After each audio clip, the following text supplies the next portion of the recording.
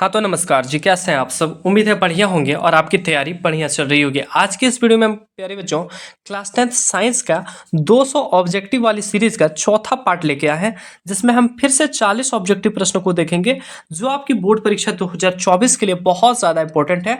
अगर आप झारखंड बोर्ड से परीक्षा दे रहे हैं या फिर किसी अन्य बोर्ड से भी परीक्षा दे रहे हैं तो ये प्रश्न आपके लिए बहुत ज़्यादा इंपॉर्टेंट है।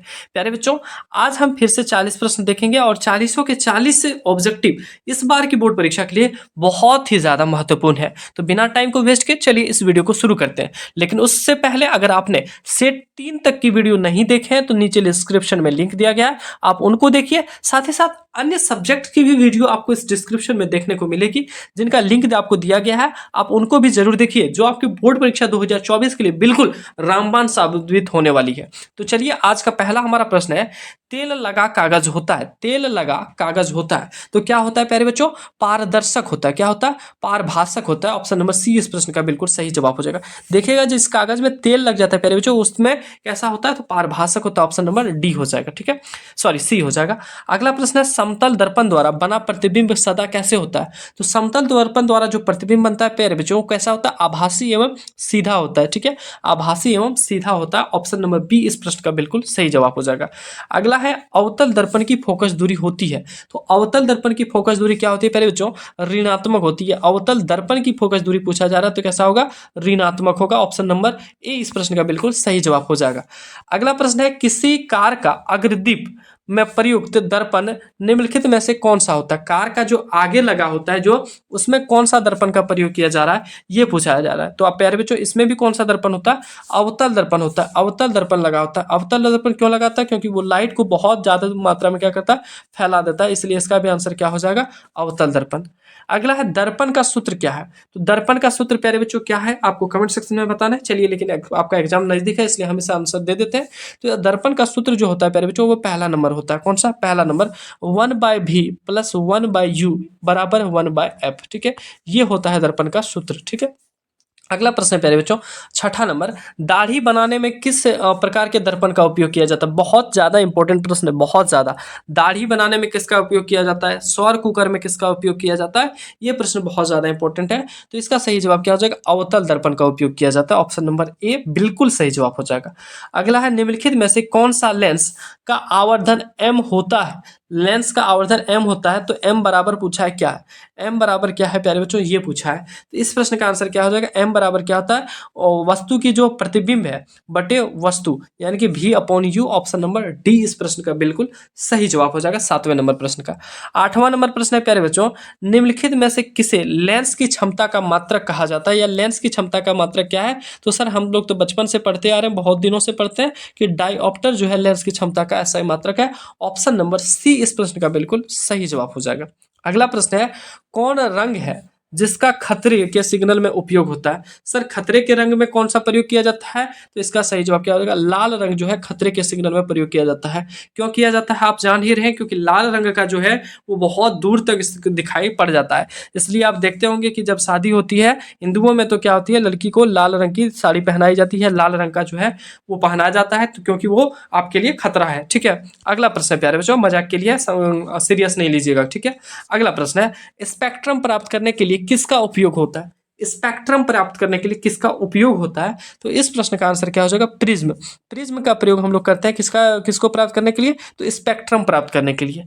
अगला 11वां नंबर प्रश्न है प्यारे बच्चों, विद्युत चुंबक बनाने के लिए उपयुक्त पदार्थ है। विद्युत चुंबक किसका प्रयोग होता है? नरम लोहा, इस्पात, निकेल, इनमें से कोई नहीं। तो क्या होगा प्यारे बच्चों? तो विद्युत चुंबक बनाने के लिए हम लोग नरम लोहा का प्रयोग करते हैं। ऑप्शन नंबर ए बिल्कुल सही जवाब हो जाएगा। अगला है, विभवांतर मापने वाले अंतर को कहा जाता है। जो विभवांतर मापता है उस अंतर को हम लोग क्या कहते हैं प्यारे बच्चों? तो उसका सही जवाब क्या हो जाएगा? Voltmeter. Voltmeter. Option number B इस प्रश्न का बिल्कुल सही जवाब हो जाएगा।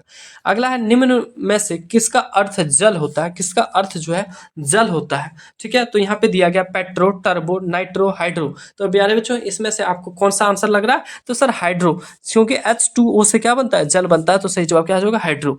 अगला है, अगर बाएं हाथ के तर्जनी, देखिएगा क्वेश्चन क्या है, अगर बाएं हाथ के तर्जनी मध्यमा अंगूठे को इस प्रकार फैलाएं कि तीनों एक दूसरे पर लंब हो, तीनों एक दूसरे पर लंब हो, यानी कि हाथ की अंगुली कुछ इस तरह से बोला जा रहा है, फैलाएं कि तीनों एक दूसरे पर लंब हो, तर्जनी चुंबकीय क्षेत्र की दिशा को दर्शा रहा है, मध्यमा चालक की दिशा को दर्शा रहा है, ठीक है, चालक में प्रवाहित विद्युत धारा की दिशा को संकेत कर रही है। तो अंगूठा किसको दर्शाएगा प्यारे बच्चों, एक जो है एक किसको दर्शा रहा है, तो आप यहाँ पे देखिए सर चालक विद्युत धारा को दर्शा रहा है, दूसरा चुंबकीय क्षेत्र को दर्शा रहा है, तो तीसरा किसको दर्शाएगा ये पूछा जा रहा है। तो किसको दर्शाता है प्यारे बच्चों, आरोपित बल की दिशा को। ऑप्शन नंबर ए सही जवाब हो जाएगा। ठीक है, अगला प्रश्न है, हमारे घरों में जो विद्युत का प्रयोग होता है या विद्युत की आपूर्ति की जाती है वह कैसी होती है, ये पूछा गया है। तो हमारे घर में जो विद्युत आपूर्ति होती है वो 220 वोल्ट प्रत्यावर्ती धारा होती है। दिष्ट धारा हम लोग कहते हैं प्यारे बच्चों, जो आपका जनरेटर बैटरी से मिलता है, कौन सा बैटरी या फिर सेल से जो मिलता है उसको हम लोग दिष्ट धारा बोलते हैं। लेकिन यहाँ पे क्या मिलता है, डायरेक्ट करंट नहीं मिलके हम लोगों को कौन सा मिलता है, बिल्कुल जो आती है वो वाली, तो उसको हम लोग बोलते हैं प्रत्यावर्ती धारा। ठीक है, 220 वोल्ट की। अगला प्रश्न है प्यारे बच्चों, निम्न में से कौन सा ऊर्जा स्रोत सौर ऊर्जा के लिए व्युत्पन्न नहीं है, सौर ऊर्जा के लिए व्युत्पन्न नहीं है। तो ऑप्शन आपके सामने है, तो इसका जवाब क्या है, जो कि भूतापीय ऊर्जा, पवन ऊर्जा, दूसरा ऑप्शन है आपका नाभिकीय ऊर्जा और जैव मात्रा। तो सही जवाब क्या हो जाएगा, ऑप्शन नंबर सी इस प्रश्न का आंसर बिल्कुल सही हो जाएगा। अगला प्रश्न है, इनमें से कौन नवीकरणीय ऊर्जा, नवीकरणीय प्यारे बच्चों हम कई बार बताएं उस ऊर्जा को कहते हैं जिसे हम लोग दोबारा से प्राप्त कर सकते हैं, दोबारा से प्राप्त कर सकते हैं। ठीक है, वो नवीकरणीय। कोयला क्या दोबारा प्राप्त किया जा सकता है, नहीं गुरुजी। पेट्रोल नहीं गुरुजी। सौर ऊर्जा बिल्कुल गुरुजी, सौर ऊर्जा को हम लोग प्राप्त कर सकते हैं। आज सूर्यास्त हो गया, ठीक है, आज सूर्यास्त हो गया तो फिर कल क्या होगा, सूर्योदय होगा, फिर सूर्यास्त होगा, फिर सूर्योदय होगा, ये प्रक्रिया चलते रहेगी और जब जब सूर्य का उदय होगा तब तक सौर ऊर्जा मिलेगा। तो ऑप्शन नंबर सी हो जाएगा राइट आंसर। प्राकृतिक गैस भी खत्म हो जाएगी तो दोबारा नहीं मिल पाएगा, बनने में से कई वर्षों लग जाता है, मतलब कई लाख वर्ष लग जाते हैं। अगला है, निश्वास द्वारा निकली वायु में रहती है, क्या बोला, निश्वास द्वारा निकली वायु में रहती है, तो क्या रहती है प्यारे बच्चों, CO2। पूछा जा रहा है जब आप सांस लेते हैं ना उसके बाद निश्वास यानी कि सांस जब छोड़ते हैं तो कौन सी गैस निकलती है, तो CO2 कार्बन डाइऑक्साइड, बिल्कुल सही जवाब हो जाएगा। अगला है, ब्रेन हेमरेज का मुख्य कारण क्या है। आप घरों गाँव में सुनते होंगे कि उनका ब्रेन हेमरेज हो गया, तो ब्रेन हेमरेज का मुख्य कारण क्या है प्यारे बच्चों, तो देखिए यहाँ पे बहुत सारे हैं, हृदयाघात, पक्षाघात, हाइपोटेंशन, हाइपरटेंशन। तो इसका सही जवाब क्या हो जाएगा, हाइपरटेंशन। ऑप्शन नंबर डी बिल्कुल सही जवाब है। अगला है, श्वसन के अध्ययन के लिए उपयोग किए जाने वाले बीज है, तो कौन सा बीज है प्यारे बच्चों, 20वें नंबर प्रश्न का क्या आंसर हो जाएगा, तो अंकुरित बीज। कौन सा, अंकुरित बीज। अगला प्रश्न है, आरबीसी की जीवन अवधि क्या है, आरबीसी की जीवन अवधि क्या है, ये पूछा जा रहा है। तो प्यारे बच्चों आरबीसी की जो जीवन अवधि है वो कितनी है, तो इसका सही जवाब क्या हो जाएगा, 120 दिन, 120 डेज जो है इसका अवधि आरबीसी की।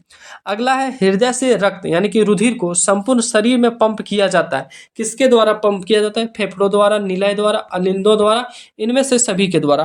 तो इस प्रश्न का आंसर क्या हो जाएगा प्यारे बच्चों, निलय द्वारा। किसके द्वारा, निलय द्वारा जो है हृदय जो है हृदय से रक्त को पूरे शरीर में किसके द्वारा, तो निलय के द्वारा पंप किया जाता है। तो 22वें नंबर प्रश्न का बी नंबर सही होगा। अगला है, न्यूरॉन का वह हिस्सा जहां जानकारी हासिल की जाती है, जहां जानकारी हासिल की जाती है क्या कहलाता है, तो इसका क्या आंसर हो जाएगा, जहां जानकारी हासिल होती है उसे डेंड्राइट कहते हैं। Option number A. अगला प्रश्न प्यारे बच्चों, एंड्रोजन, एंड्रोजन क्या है ये पूछा जा रहा है। तो एंड्रोजन क्या है प्यारे बच्चों, तो इसमें सही जवाब कौन सा हो जाएगा, यहाँ पे नर लिंग हार्मोन दिया गया है, मादा लिंग हार्मोन दिया गया है, पाचक रस दिया गया है, इनमें से सभी दिया गया है। तो सही जवाब क्या हो जाएगा, एंड्रोजन। यहाँ पे एंड्रोजन नहीं है प्यारे बच्चों, यहाँ एस्ट्रोजन है। क्या, एस्ट्रोजन है। ऑप्शन जो है थोड़ा सा यहाँ एस होगा। एस्ट्रोजन क्या है, तो नर लिंग हार्मोन है। ऑप्शन नंबर ये बिल्कुल सही जवाब हो जाएगा। अगला है, फलों के पकने को निम्न में से किसके द्वारा नियंत्रित किया जा सकता है। अगर आपका कोई फल बहुत ज्यादा पक रहा है तो उसको नियंत्रित किससे कर सकते हैं, ये प्रश्न है। तो प्यारे बच्चों इसको हम लोग नियंत्रित किससे कर सकते हैं, तो ऑप्शन नंबर सी, इथिलीन से। किससे नियंत्रित कर सकते हैं, 25वें नंबर प्रश्न का हो जाएगा इथिलीन से। अगला है, एक प्ररूपी पुष्प के सबसे बाहरी पुष्प पत्र को कहते हैं, सबसे बाहरी को क्या कहते हैं प्यारे बच्चों, तो दलपुंज कहते हैं। ऑप्शन नंबर ए बिल्कुल सही जवाब हो जाएगा। अगला है, निम्नलिखित में से कौन एक उभयलिंगी जंतु है, उभयलिंगी के बारे में पूछा जा रहा है। तो इसका सही जवाब क्या हो जाएगा, केंचुआ एक उभयलिंगी जंतु है। अगला प्रश्न है 28वां नंबर, निम्न में से कौन जनन संचारित रोग के अंतर्गत आता है। जनन संचारित रोग है यानी कि अगर आपको है तो आपके पुत्र को होगा, इसके पुत्र को होगा, इस तरह से लगातार वो चलते आता है। ठीक है, तो जनन संचारित रोग के बारे में पूछा जा रहा है। तो कौन सा होगा प्यारे बच्चों, इनमें से सभी। सिफिलिस भी जनन संचारित है, एड्स भी है, गोनोरिया है। तो राइट आंसर क्या हो जाएगा, ऑप्शन नंबर डी। अगला प्रश्न है गंगा सफाई योजना कब प्रारंभ की गई। बहुत ज़्यादा इंपॉर्टेंट है, गंगा सफाई योजना कब प्रारंभ की गई, तो 1985 में, 1985 में। ठीक है, यहाँ से आपके लिए एक प्रश्न है प्यारे बच्चों, एसएसटी के लिए, सोशल साइंस के लिए एक प्रश्न है कि गांधी जी, पहला प्रश्न है कमेंट सेक्शन में आपको देना है सोशल साइंस का, कि गांधी जी दक्षिण अफ्रीका से, कहाँ से, दक्षिण अफ्रीका से भारत कब लौटे। दक्षिण अफ्रीका से भारत कब लौटे, कौन, गांधी जी। ठीक है, अगला प्रश्न है 30वां नंबर, निम्न में से कौन ऑक्सीकारक है। तो ऑक्सीकारक इनमें से कौन है, ये आपको बताना है प्यारे बच्चों। तो सही जवाब क्या हो जाएगा, ऑक्सीजन। ठीक है, O2। अगला है भोजन का पचना तथा पकना किस प्रकार की अभिक्रिया है। भोजन का पचना तथा पकना किस प्रकार की अभिक्रिया है, ये प्रश्न है। तो ऑक्सीकारक या फिर उपचयन की अभिक्रिया, ऑप्शन नंबर सी इस प्रश्न का बिल्कुल सही जवाब हो जाएगा।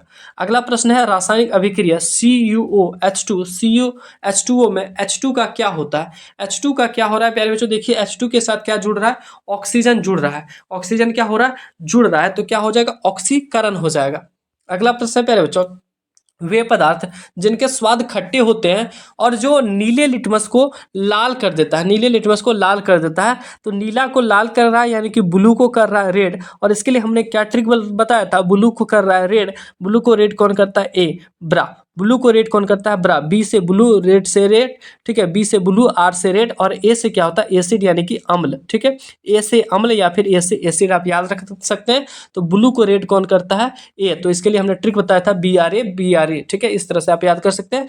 और दूसरा है रेड को करता है ब्लू, रेड को करता है ब्लू कौन करता है, तो बी, बीस में होता है बेस यानी कि क्षारक, तो आर की बीबी यानी कि रेड को करता है ब्लू कौन करता है, बेस यानी कि क्षारक, और BRA ब्रा यानी कि ब्लू को करता है रेड, और रेड ब्लू को करता है रेड, और कौन करता है, एसिड। तो इस प्रश्न का आंसर क्या हो जाएगा, ब्लू को कौन रेड कर रहा है, तो अम्ल हो जाएगा। ऑप्शन नंबर सी 33वें नंबर प्रश्न का बिल्कुल सही जवाब है। अगला है 34वां नंबर प्रश्न प्यारे बच्चों, मधुमक्खी का डंक एक अम्ल छोड़ता है, मधुमक्खी का डंक एक अम्ल छोड़ता है जिसके कारण दर्द एवं जलन का अनुभव होता है, यह अम्ल है। देखिए क्वेश्चन सीधा ना पूछ के थोड़ा सा घुमाया है कि मधुमक्खी का डंक एक अम्ल छोड़ता है जिसके कारण आपको दर्द होता है, जलन का अनुभव होता है, यह कौन सा अम्ल है। डायरेक्ट पूछा जा सकता था कि मधुमक्खी के डंक में कौन सा अम्ल पाया जाता है, तो ऐसे ना पूछ के क्वेश्चन को थोड़ा सा घुमाया, तो इसका सही जवाब क्या हो जाएगा, मेथेनोइक अम्ल हो जाएगा। ठीक है, आपको बताना है सिट्रिक अम्ल किस में पाया जाता है, ये आपको कमेंट सेक्शन में बताना है। जितने भी प्रश्न हम कमेंट सेक्शन में बताने बोलते हैं वो 100% बहुत ज्यादा इंपॉर्टेंट होता है। अगला है बॉक्साइट निम्नलिखित में से किस धातु का अयस्क है। तो बॉक्साइट पूछा जा रहा है किस धातु का अयस्क है प्यारे बच्चों, तो एल्युमिनियम का, ऑप्शन नंबर इस प्रश्न का सी हो जाएगा। अगला है 36वां नंबर, निम्नलिखित में से कौन एक आयनिक यौगिक है, ये पूछा जा रहा है। तो आयनिक यौगिक कौन है, तो KCl। अगला प्रश्न प्यारे बच्चों, पीतल है, पीतल क्या है, धातु है, अधातु है, मिश्र धातु है या उप धातु है, ये पूछा जा रहा है। तो प्यारे बच्चों इस प्रश्न का आंसर क्या हो जाएगा, पीतल क्या है, एक मिश्र धातु है। क्या है, मिश्र धातु है। पीतल किससे मिलकर बना है, ये आप चाहे तो कमेंट सेक्शन में बता सकते हैं अगर आपको पता है। अगला है प्रथम कार्बनिक यौगिक यूरिया का संश्लेषण किसने किया था। प्रथम कार्बनिक यौगिक यूरिया का संश्लेषण किसने किया था, ये प्रश्न है प्यारे बच्चों। तो 38वें नंबर का क्या हो जाएगा, वर्जिलियस ने। अगला प्रश्न है प्यारे बच्चों, एसोटिक अम्ल का यूपीए का नाम क्या है, एसोटिक अम्ल का IUPAC नाम क्या है। तो इस प्रश्न का आंसर क्या आ जाएगा, एथेनोइक अम्ल। ठीक है, एसिटिक अम्ल का। अगला और अंतिम प्रश्न है प्यारे बच्चों कि निम्नांकित तत्वों को उनके अधातु गुण के अनुसार बढ़ते क्रम में सजाएं। तो ये यहाँ पे आपको दिया गया, हालांकि इस तरह से प्रश्न अभी तक जैक बोर्ड नहीं पूछा है, लेकिन अगर पूछ दे तो इसलिए हमने इसको लगा दिया है कि LIOCBEF में अधातु के गुण के बढ़ते क्रम के अनुसार लगाना है। तो इस प्रश्न का आंसर हो जाएगा ऑप्शन नंबर बी। ठीक है, अगला प्रश्न यहीं तक था प्यारे बच्चों। 40 प्रश्न हमने देखे ऑब्जेक्टिव प्रश्न। इस तरह से हमारा कुल 4 सेट मिलाकर हमने कुल 160 प्रश्न देख लिया साइंस का, जो आपके लिए बहुत ज़्यादा इंपॉर्टेंट है।